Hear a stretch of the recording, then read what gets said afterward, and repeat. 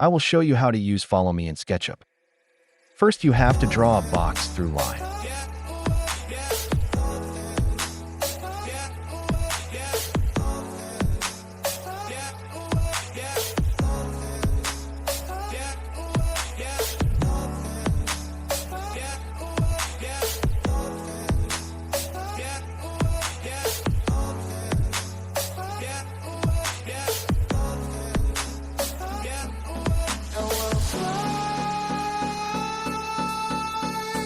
Then make path through line tool.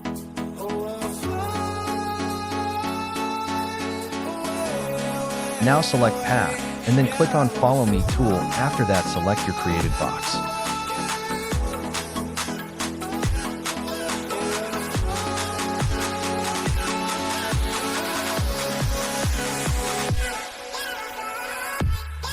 This is how we use Follow Me tool.